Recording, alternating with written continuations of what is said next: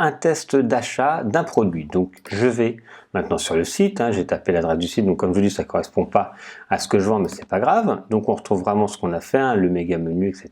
Donc il y a quelques paramètres qui ont changé, mais on a tout vu ensemble.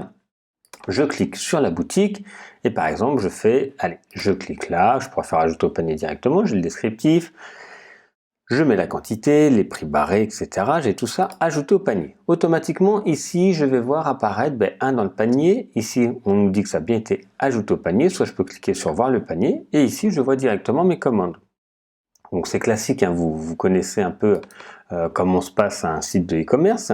Vous retrouverez ici donc vos paniers, et là je ne l'ai pas fait parce que je ne suis pas allé jusqu'au bout de la configuration complète du site, mais quand vous êtes sur cette page, la page panier, ça peut être intéressant de mettre un onglet ici de produits associés pour donner envie d'ajouter.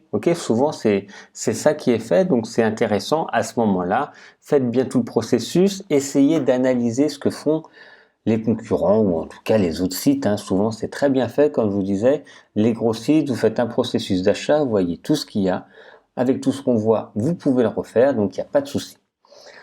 On va vous donner la possibilité de mettre un code promo si vous en avez généré un, on revoit le petit visuel, vous avez le produit, vous avez le prix, vous pouvez changer la quantité, mettre à jour le panier, tout le panier, donc le prix, moi l'expédition je l'avais déjà rentré, valider la commande. Je valide la commande et avez-vous un code promo? Ici on vous redit, vous donnez des valeurs, parce que moi je viens juste de le faire avant, j'ai donné des adresses, etc. Donc voilà, c'est pas forcément correct. Je peux expédier à une adresse différente. Je retrouve ici la possibilité de voir un résumé de ma commande. Et là, c'est ce qu'on avait fait juste avant. Je peux payer par chèque. On va vous dire veuillez envoyer un chèque, etc.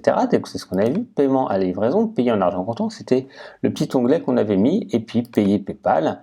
Vous pouvez ici, donc c'est le petit élément PayPal. Donc moi, je vais faire payer à la livraison, ce qui va me permettre de finaliser ma commande sans payer. Je fais commander.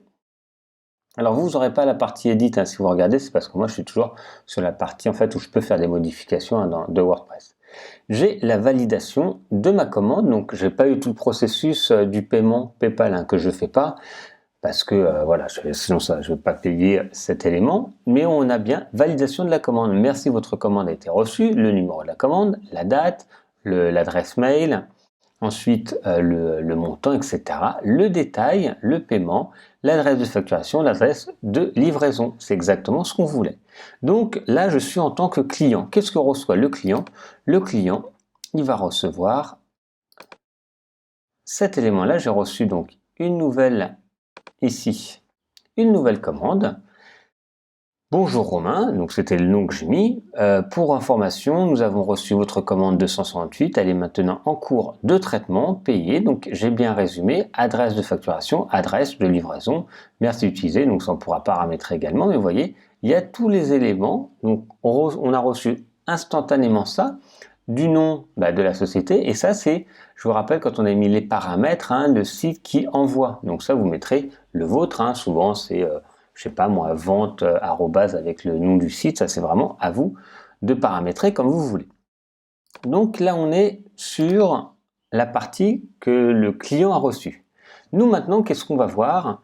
On va pouvoir voir de notre côté, je vais revenir au tableau de bord, on va voir la vente qui est faite. Tout à l'heure on a vu qu'il n'y avait rien, et on va voir si je suis sur WooCommerce, vous voyez maintenant j'ai un petit 1, ça veut dire j'ai une vente qui s'est faite.